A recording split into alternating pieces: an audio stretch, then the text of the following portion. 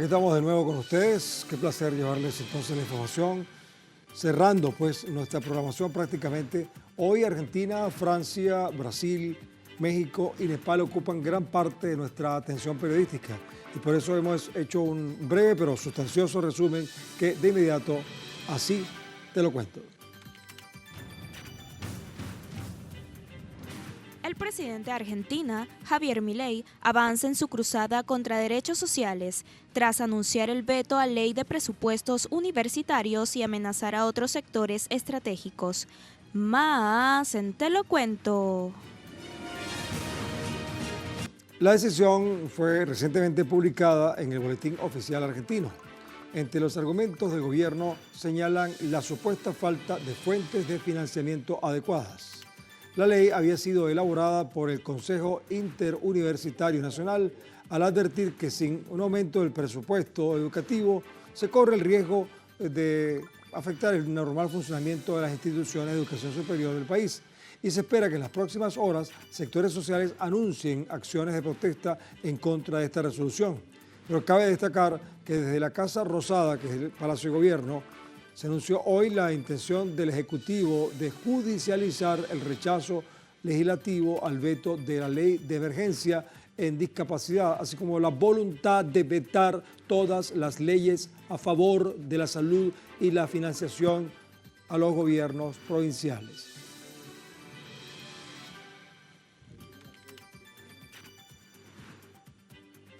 Por su parte, la Asociación de Trabajadores del Estado, también conocida como ATE, exigió al Gobierno Nacional reabrir las paritarias y otorgar un aumento de emergencia. El gremio argumentó que luego de los resultados de las elecciones en la provincia de Buenos Aires, la mesa política no alcanzará para garantizar los salarios y jubilaciones. Afirman que el pueblo argentino ya no puede soportar las políticas de un gobierno negligente que no atiende las necesidades y no respeta entonces las decisiones y los resultados electorales.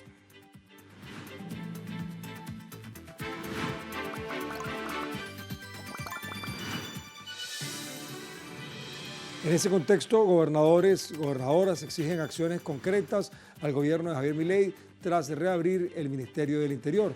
¿Qué es lo que pasa allí? Bueno, a días de la derrota electoral de La Libertad Avanza, que más bien retrocede en la provincia de Buenos Aires, la administración de Milei designó a Lisandro Catalán como nuevo ministro del Interior, en una semana de alta actividad en la Casa Rosada. Ahora, la designación de Catalán fue recibida como un gesto insuficiente por parte de los gobernadores, quienes reclaman decisiones concretas, cumplimiento de compromisos y una gestión que atienda las urgencias territoriales en el país. Además de destacar que el reflote del ministerio recortará el presupuesto de las provincias.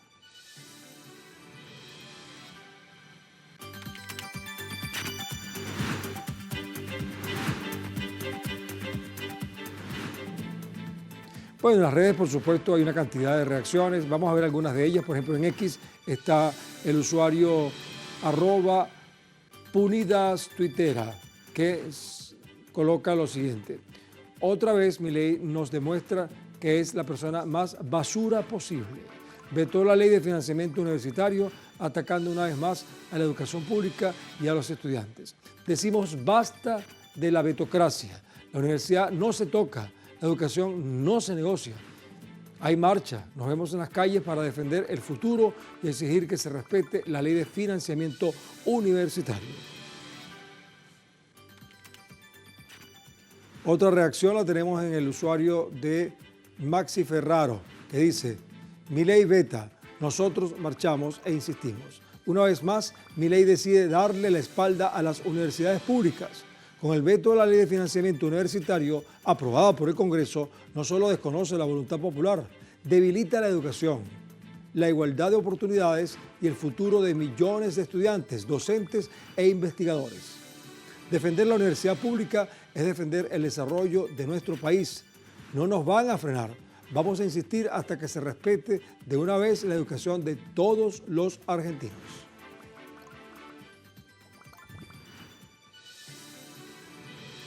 Otra reacción la tenemos también ahora con Piera Fernández, que expresó lo siguiente en su cuenta de X. Milei vetó la ley de financiamiento universitario. Las universidades están al borde del colapso y el presidente elige empujarlas al abismo. ¿Qué se puede esperar de un burro más que una patada? Nos vemos en la calle, como tantas veces. ¿Y a quién se referirá con el burro? Y finalizamos con Luca Bonfante, que puntualizó lo siguiente. Milei acaba de vetar la ley de presupuesto universitario. Mañana la comunidad universitaria tiene que volver a poner de pie asambleas, clases públicas y ocupaciones. Jubilados, universidad y la salud pública tenemos que organizar una gran movilización contra todo su plan.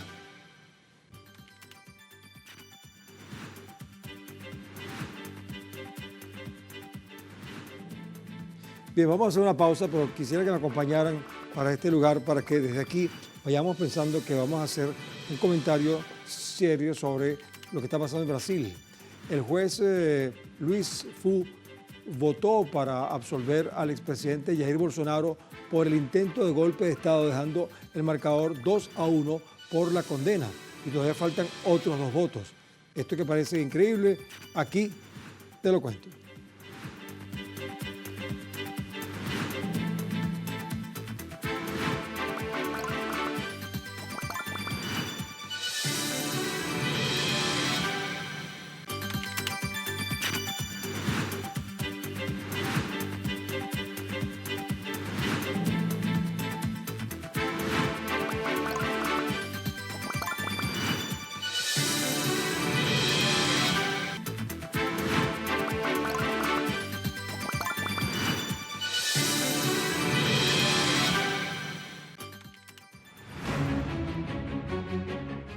El Supremo Tribunal Federal de Brasil avanza en el juicio que puede formar mayoría para condenar al expresidente ultraderechista Jair Bolsonaro por golpismo.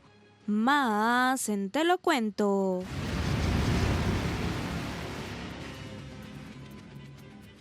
Bueno, entonces tal como adelantamos, en Brasil el juez Luis Fux votó para absolver al expresidente Jair Bolsonaro por el intento de golpe de Estado, dejando el marcador 2-1 por la condena. Pero todavía faltan otros 2 votos, que todavía falta por saber hacia dónde se van a inclinar. Por eso vamos a consultar a nuestro enviado especial, Andrés Vieira, nuestro corresponsal en Brasil, para que nos diga cuáles son las perspectivas para la condena o la absolución de Jair Bolsonaro. Adelante, Andrés.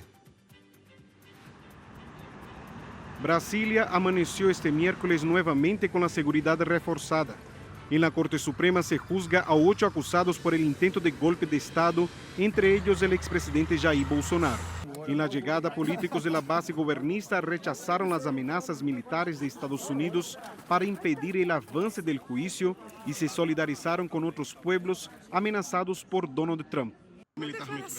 Una declaración absurda, porque ellos se creen dueños del mundo, se creen Dios, amenazan a todo el mundo, pero creo que no tendrá ningún impacto aquí en el Supremo Tribunal Federal e imagino cualquier intervención militar aquí en Brasil. Él quiere tratar a América Latina como si fuera su patio.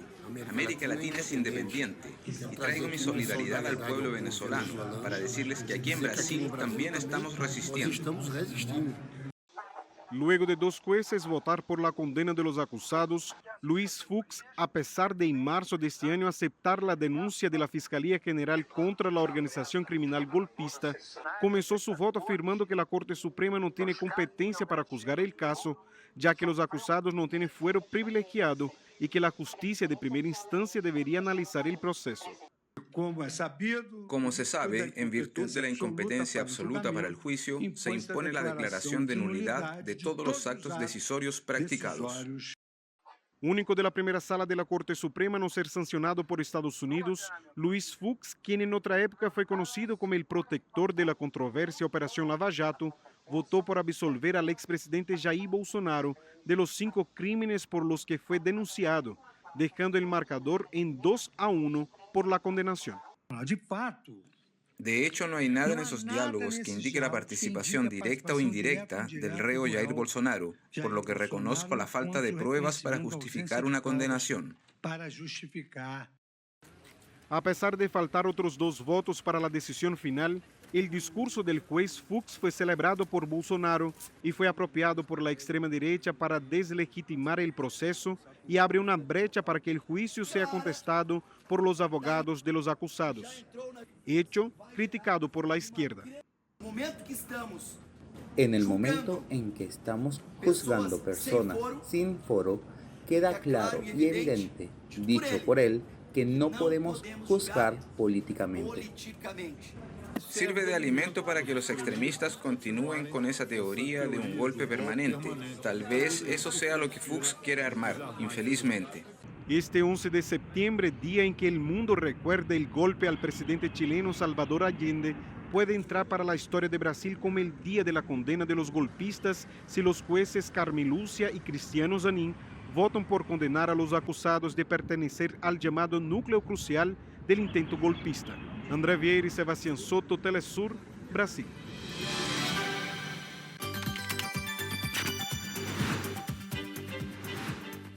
Ahora imagínense cuántas reacciones hay en las redes sociales, pero hemos rescatado algunas. Por ejemplo, en X iniciamos con el usuario Fabián Villegas. El juicio a Bolsonaro sienta un precedente histórico en la política brasileña. Por primera vez, un tribunal civil juzga a mandos militares y a un expresidente en la Corte Suprema por intento de golpe de Estado. Enhorabuena al pueblo brasileño en su lucha contra el neofascismo. Marcelino Gómez también dice lo siguiente: el juicio a Jair Bolsonaro por intento de golpe de Estado sigue adelante.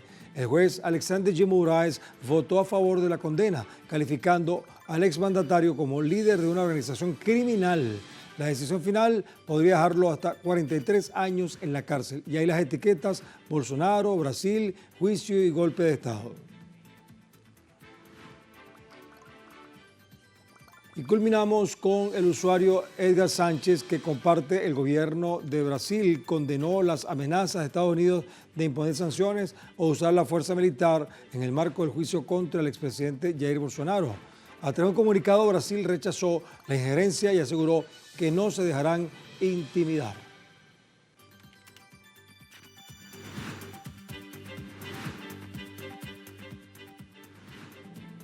Mira, vamos a hacer una pausa, pero no se pierdan la próxima parte porque hay unas manifestaciones en Nepal muy intensas con la quema del Palacio de Gobierno y otras estructuras gubernamentales. Han, maltratado a ministros. Es algo impresionante. Todo eso porque fueron, digamos, restringidas las redes sociales allá en ese país. Esto, todo aquí te lo cuento.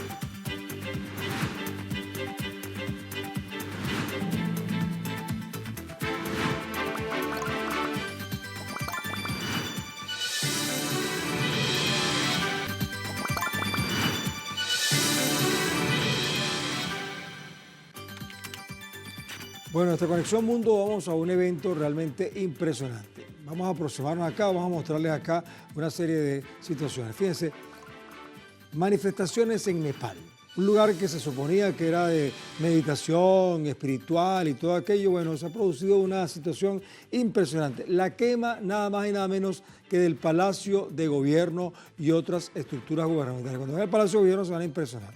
En la capital nepalí o nepalés, Katmandú, las fuerzas del ejército intentaron restablecer el orden ante la irrupción de los manifestantes, lo cual generó el incremento de al menos 30 víctimas mortales y más de 1.000 heridos. Lo que están viendo ahí es un ministro que lanzaron al río y está todo así, miren, está todo herido, pues malherido. Bueno, hay ciudadanos que han recibido maltratos y figuras políticas hasta las sedes gubernamentales. El Palacio de Gobierno, la Casa Presidencial, el Parlamento y otras estructuras públicas fueron incendiadas, lo que llevó a un toque de queda entonces. Este hecho se dio luego de que el gobierno nepalí o nepalés, depende como lo quieran decir, realizó restricciones en las operaciones en redes sociales que no querían apegarse a la legislación de la nación asiática. Ahora, pasamos ahora a Francia. También expresiones de protesta. Más de 502 personas se han manifestado para rechazar la congelación de pensiones por las autoridades policiales. Ahí están viendo, mire, ciudadanos bloquearon las principales avenidas en la ciudad de París como medida de protesta ante las medidas del gobierno que sostiene la congelación de las pensiones y una reducción del presupuesto en materia de salud y también en otras áreas como la educación. Y al respecto, vemos las autoridades entonces han ordenado el despliegue de 80.000 efectivos de seguridad para reprimir esta marcha social. Bueno, vamos a ver ahora otros elementos que nos interesa compartir con ustedes. Vamos con la parte económica.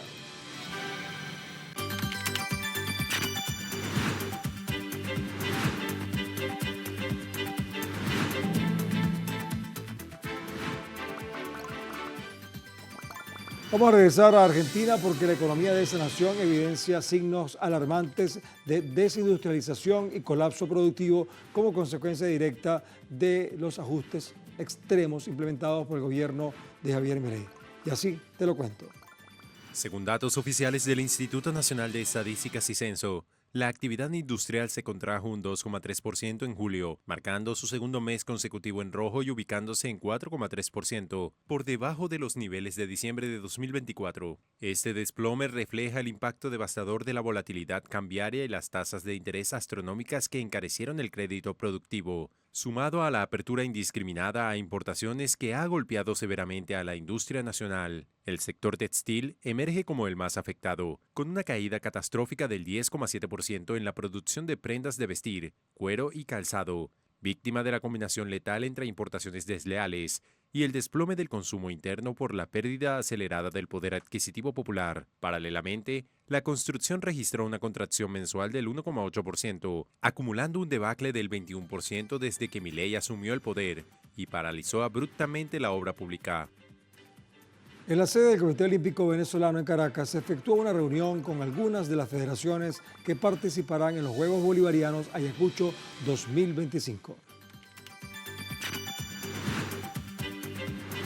La jefatura de misión de la delegación de Venezuela, con la dirección de José Barreto y el viceministro de Alto Rendimiento, Angel Herrera, sostuvieron la reunión de trabajo donde contaron con la presencia de los presidentes de las federaciones de golf, hockey sobre césped, kickboxing y pelota vasca, los cuales presentaron sus planes de trabajo de cara a la cita bolivariana que se efectuará en Lima y la provincia de Ayacucho, Perú, del 22 de noviembre al 7 de diciembre de este año. Bueno, durante el próximo octubre, desde el 10 al 26, la ciudad de Guanajuato, en México, celebrará la 53ª edición del Festival Internacional Cervantino. Sobre Cervantes, pues, es su cultura.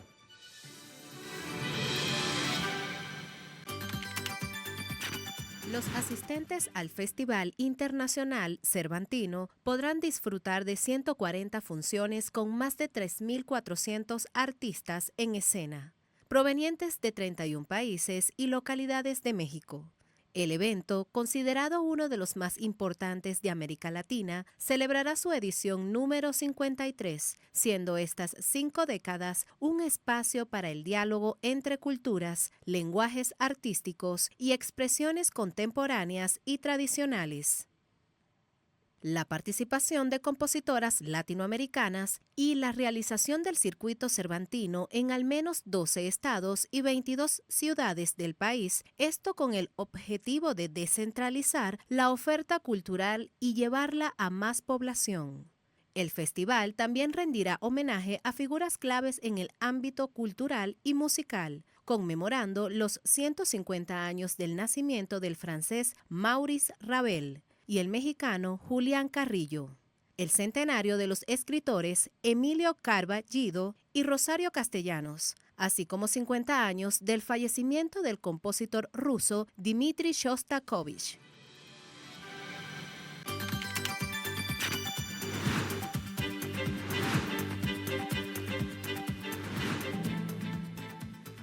Sí, el mundo está rotando y por supuesto ya va amaneciendo con nuevas noticias en otras partes y esta es la agenda que hemos conseguido para este caso. Bueno, nos trasladamos entonces a revisar algunas páginas. Por ejemplo, el portal web Xinhua titula de la siguiente manera. Vamos a ver si lo podemos ver aquí. Ahí está. China se esforzará por lograr objetivos anuales de desarrollo económico y social. Bueno, ahí China realizará entonces todos los esfuerzos posibles para lograr los objetivos de desarrollo económico y social establecidos para 2025 con una serie de arreglos de trabajos que continuarán en el segundo semestre del año. Esto lo dijo Shen Shang-He, director de la Comisión Nacional de Desarrollo y Reforma, el máximo planificador económico de China. Imagínense tú cómo será esa institución, planificador de China, ¿no? Ahora vamos a ver el portal de Izvestia de Rusia, que titula que Rusia y Uzbekistán acuerdan la entrada a la República mediante pasaportes internos. Bueno, Moscú y Tashkent, que son las capitales de estos dos países, aprueban diversos aspectos para la entrada de ciudadanos rusos a Uzbekistán con pasaportes nacionales. Así lo informó el Ministerio de Asuntos Exteriores de la República de Izvestia el 11 de septiembre. El proceso de negociación sobre este tema está en curso y se encuentra en proceso de tramitación interna. Actualmente las partes están coordinando el trabajo sobre aspectos individuales, por lo que es prematuro hablar de fechas concretas de implementación de esta idea.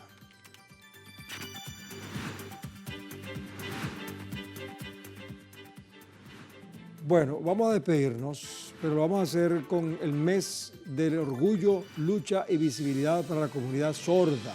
Muy importante. El 23 celebramos las lenguas de señas y el 28 a las personas sordas en todo el mundo. Ahora, en Telesur creemos que la comunicación debe ser para todos y todas. Así que esperamos que nos cuenten con sus comentarios los contenidos que te gustaría ver. Eso sería interesante. Interactúa con nuestras redes sociales y cuéntanos qué quieres ver. Por lo pronto, vamos a ver esto y nos despedimos hasta mañana, cuando tendremos buenas noticias, otras noticias, pero mañana te lo cuento. Septiembre es un mes muy especial para las personas sordas. ¿Por qué? En este mes se celebran dos fechas importantes para la comunidad. El 23 de septiembre, el Día Internacional de las Lenguas de Señas, un día que promueve la diversidad lingüística y cultural de las comunidades sordas. Y el 28 se celebra el Día Internacional de las Personas Sordas, para visibilizar y defender sus derechos a nivel mundial. Septiembre nos recuerda la importancia de la inclusión en todos los espacios y el acceso a la información para todas las personas. Comunicarnos no debería depender solo de escuchar. Una buena interpretación, subtítulos y una seña clara lo cambia todo. En Telesur estamos contentos de incluirlos en nuestras redes sociales, porque la diversidad nos enriquece a todos.